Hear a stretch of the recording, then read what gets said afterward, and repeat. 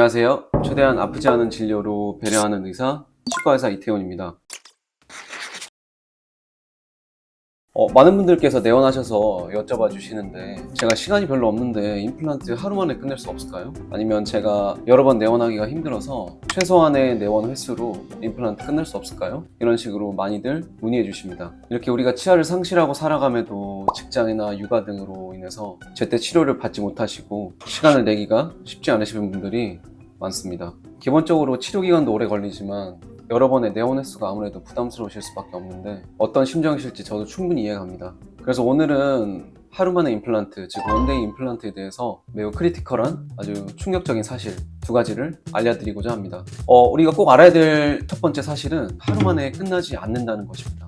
그러면 이것을 듣자마자 의구심이 생기실 수도 있는데, 그럼 이렇게 원데이라는 단어가 무색할 정도로 모든 과정이 하루 만에 끝나는 것은 아닙니다. 그럼 기존에 우리가 알고 있는 임플란트, 그러니까 보통 임플란트와 무엇이 다르길래 원데이 임플란트라고 명칭을 붙이고 하는 것일까요? 일단 치아가 없으신, 치아가 상실된 부위가 있거나 아니면 아예 치아가 없으신 무치아 환자분들이 이렇게 임플란트에 대해서 알아보실 테고 치과에 내원하셔서 임플란트 시술을 받으실 겁니다. 아니면 치아가 치주염으로 인해서 매우 흔들리거나 굉장히 심한 충치가 있어서 발치를 해야 되는 상황이실 겁니다. 치아가 원래 없으신 분들이거나 아니면 치아가 발치한 지 오래되신 분들이라면 당일에 심는 것은 동일합니다. 당일에 뼈가 충분해서 심을 수 있다면 그것은 기존 임플란트나 아니면 원데이 임플란트나 당일에 식립할 수 있는 것은 똑같습니다. 하지만 그게 아니라 충치가 심하게 먹었거나 정말 심각한 치주 질환이 있어서 많이 흔들리는 치아를 발치해야 되는 상황이라면 발치하는 과정도 똑같습니다. 근데 이제 여기서부터 차이가 나게 되는데, 원데이 임플란트는 발치하고 바로 그 자리에 발치 즉시 식립을 합니다. 임플란트의 뿌리, 그러니까 인공치근을 그 자리에서 바로 식립을 하되, 전통적인 방법의 임플란트는 그 발치와, 즉 발치를 한 부위, 치아를 뽑으면 그 치아가 담겨있던 그 잇몸뼈가 있을 것인데 그 잇몸뼈가 찰 때까지 원래 기다리는 게 전통적인 방법이었습니다. 하지만 이렇게 원데이 임플란트는 기다리지 않고 발치 즉시 인공치근, 즉 임플란트를 식립을 하게 됩니다. 그리고 전통적인 방법에서는 그렇게 잇몸뼈가 다 차오를 때까지 기다린 이후에 그 다음에서야 인공치근을 식립을 하고, 또 그 인공치근, 우리가 흔히 부르는 임플란트가 그 뼈와 붙을 때까지 또 3달에서 6달까지 기다리는 과정을 거쳤었습니다. 하지만 아까 얘기했다시피 원데이 임플란트는 발치를 하면서 인공치근을 심었기 때문에 그렇게까지 기다리지 않아도 되거니와, 또 심은 당일날 바로 지대주, 그러니까 어버트먼트라고 불리는 그 인공치근 임플란트와 머리를 연결하는 부위까지 연결합니다. 이것은 미리 만들어진 어버트먼트, 즉 인공지대주인데요. 이것을 발치하고 임플란트를 심고 그 당일날 연결까지 하게 됩니다. 그럼 원데이 임플란트는 무엇이 그렇게 다르길래 말 그대로 원데이라고 하는 것일까요? 여러분들께서 이해하기 쉽게 기존 임플란트를 먼저 설명드리겠습니다. 기존에 우리가 전통적인 방법으로 임플란트 치료를 할 때는 보통 최소 몇 달, 최소 6개월에서 1년을 잡았어요. 왜 그러하냐면 발치를 해야 되는 치아를 발치를 하고 3달을 기다렸습니다. 그것도 최소한의 시간인데 3달에서 6달을 기다려서 그 발치한 부위가 뼈가 찰 때까지 기다린 이후에 그 다음에서야 임플란트를 식립했습니다. 치과에서 임플란트라고 하면 인공치근, 그러니까 소위 말하는 그 임플란트를 6개월 돼서야 식립을 했고, 식립하고 나서도 그 식립된 임플란트와 뼈가 붙을 때까지 3개월에서 6개월을 기다렸습니다. 그 이후에 그 임플란트가 뼈와 단단히 유착되면 그제서야 2차 수술이라는 것을 통해서 잇몸에 구멍을 뚫고 인공치대주를 연결했습니다. 인공치대주를 연결하고 나서도 2주를 걸렸어요. 왜냐면 잇몸이 나와야 되니까. 그래서 인공치대주를 연결하고 그 이후에 머리, 즉 최종 보철물, 우리의 임플란트의 최종 목적, 그 치아 머리를 올렸습니다. 그러면 이것을 가장 보수적인 기간으로 잡아봐도 1년이 걸렸습니다. 하지만 이제 원데이 임플란트는 개념이 나오면서 점점 임플란트가 발전하면서 원데이 임플란트라고 하면 당일날 어떻게든 최대한 끝내보자 하는 컨셉입니다. 그래서 처음부터 쉽게 말해보자면 발치를 하고 기다리지 않고 바로 심습니다. 발치를 한 그 자리에 정교하게 이렇게 임플란트를 심고 그 이후에 기다리지 않고 또 그 당일날 인공지대주를 올렸습니다. 인공지대주를 올리죠. 그러면 이제 그것은 미리 만들어진 인공지대주를 그 인공치근에 결합을 시킵니다. 그 이후에 인공지대주까지 올라가면 그 위에다가 임시치아, 즉 최종 보철물이 아닌 임시치아를 만들어서 올리게 됩니다. 그러면 제가 아까 처음에 말씀드렸던 전통적인 방법의 임플란트와는 다르게 이 원데이 임플란트는 수술한 당일날, 즉 최종 보철물이 아닌 임시치아까지 올라가게 되는 것이죠. 그러면 그게 최종 보철물이 아니라 할지라도 임시 보철물까지 올라가지만 1년이 걸리는 전통적인 방법의 임플란트와 당일 임시 머리까지 올라가는 원데이 임플란트는 여기서 큰 차이가 있는 것입니다.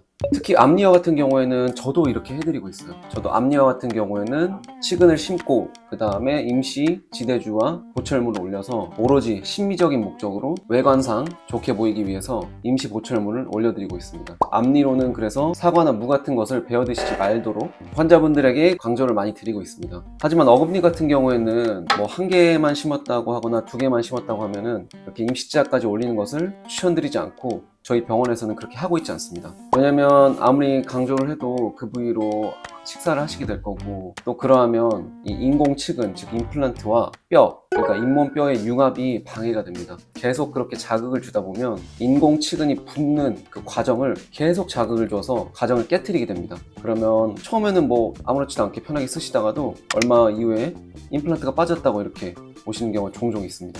근데 여기서 임플란트를 한두 개가 아니라 정말 전악, 위아래 모든 치아를 임플란트를 하셔서 6개나 8개 아니면 뭐 최소 4, 5개를 심으시는 분들이라면 임시치아를 당일날 만들어 드려도 제가 식사를 어느 정도 가능하다고 말씀드리고 있습니다. 왜냐면 이렇게 이거를 스플린팅, 즉 묶는다라고 표현을 하는데 한두 개 임플란트가 아닌 5-6개 이런 식으로 여러 개의 치근이 골고루 힘을 분산돼서 받게 된다면 어느 정도 식사도 가능하기 때문입니다. 그래서 이렇게 좀 전문적인 지식이자 쉽게 이해하기 어려우실 부분이실 텐데 최대한 쉽게 이렇게 설명을 해봤습니다. 그래서 그것에 이어지는 이야기로서 두 번째 포인트는 원데이 임플란트는 모든 분들에게 해드릴 수가 없어요. 그래서 두 번째 충격적인 진실은 모두에게 해드릴 수 없다는 점이고, 최대한 치과 내원 횟수와 아니면 치료 기간을 단축시키고 싶은데 또 원데이 임플란트는 이렇게 좀 까다로운 조건들이 있으니 그럼 어디까지 해야 좋을까요? 그러면 저희 치과에서는 그냥 당일날 발치하고 인공치근까지만 식립하는 것을 추천드리고 제가 그렇게 환자분들께 시행하고 있습니다. 이렇게 모든 분들께 해드릴 수가 없습니다. 그러면 왜인지 다시 한번 알아보죠. 첫 번째, 여러 개 임플란트를 해서 묶는 것 아니면 이것으로는 식사를 하시면 안 돼요. 그래서 여러 개를 하시는 분들 아니라면 원데이 임플란트, 즉 임시치아까지 올려서 식사까지 하시는 것을